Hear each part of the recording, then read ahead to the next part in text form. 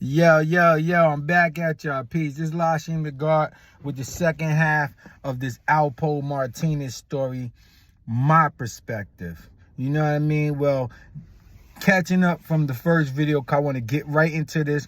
Before we get into this, y'all like and subscribe to the channel. I appreciate the love. The channel name is Keep Low, and this video gonna be fire, so y'all like, because I'm gonna give y'all the real deal Holyfield right here. Now let's proceed.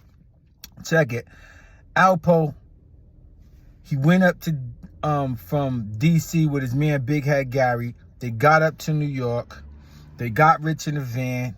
Rich came down to talk to his alleged friend Alpo, or his quote unquote associate, friend, brother, whatever you want to classify him as. He got in the van with Alpo. They was talking. Alpo gave Gary the signal in the rear view mirror. Gary was sitting in back of Rich. Rich was on the passenger side. Bang, he hit him in the head, rocked him. He didn't kill him, but they killed him. Took him to City Island, dumped his body. Okay, let's proceed on.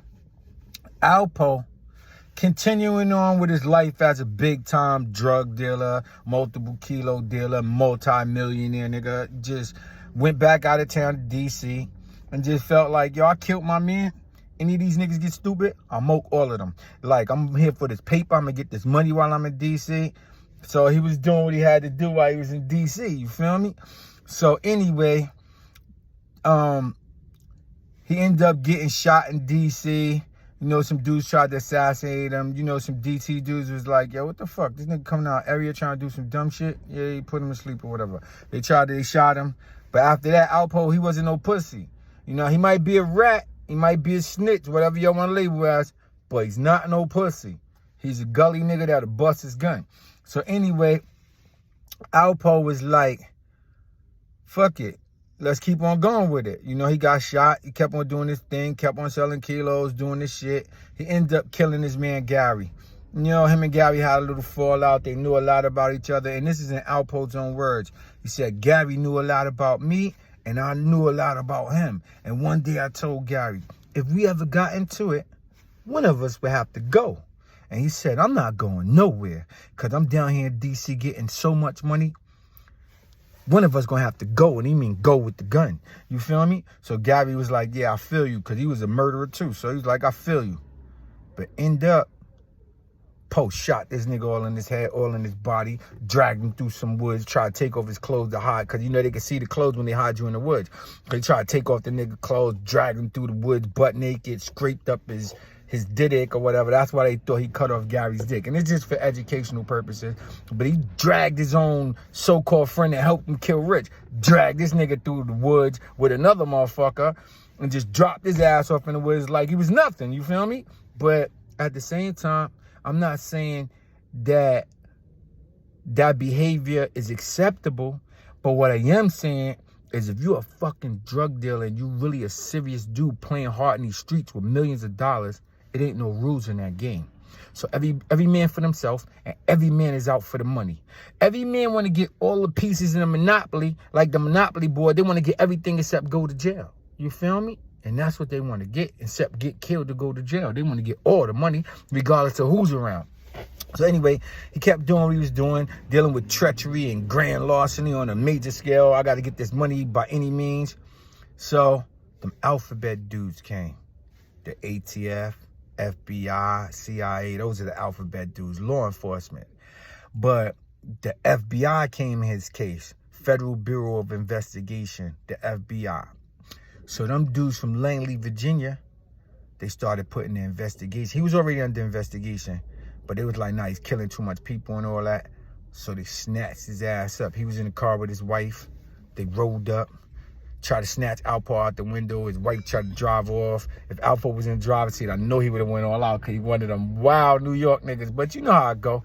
So anyway, I'm from New York myself. So anyway, look, his wife tried to drive off. They got Alpo out the car. They bagged him. You know what I mean? Locked his ass up. So now they locked him up, hit him with an 848. Those are kingpin charges as a big drug dealer. That the penalty behind that is life without parole. That means you never coming back out, children. So all your children who thinking about becoming multi-kilo dealers or getting $1 million in the drug game, See what happened to Pablo Escobar? Got shot 100 and something times. He was getting, what, $1 billion a week, $1 billion a day or something? But see what happened? He got shot 100 something times. The FBI stepped on his face and sat on his body and took pictures with his ass. You see? You see what happened to Alpo? Allegedly, he died. He had to snitch on his friends and all that. Well, anyway, let me finish the story. So he snatched his ass up and they told him, you never coming out of here, but we know you know mad dudes with mad work and we can make a deal with you. So they said, we want to know about your man, Wayne Perry. That was a dude who killed mad people, like 50, 100 people in all over the world, D.C. mostly. And mad people was petrified of Wayne Perry. So Alpo ended up telling on Wayne Perry, telling on some dudes who had kilos and all that in D.C., telling on a couple of other people. They say he ain't really tell on people in New York. I don't really know too much about that, but he told on a lot of people. He became a federal informant. So he ended up doing 26 years out of that. Now, that go to show you that he's not no pussy. He went in jail, did his 26 years, whatever. You know he had beef in there, whatever, but he wasn't no pussy. So he handled it. And I'm not glorifying Alpo's life, but I'm just stating the facts. So he ended up holding it down, came home from doing the 26 years. They put his ass in Maine in the witness protection program. And you know the federal handlers, they probably told him, I don't know about too much about that snitching shit, but you see it from the movies and just books that you read on real life shit. So they saying that they put him in Maine and they told him, don't go back to New York. You just chill, keep your nose clean, get you a little job. He probably had some savings already, or the feds probably gave him a couple of $100,000 or whatever the fuck they did. And he was supposed to just stay low in Maine.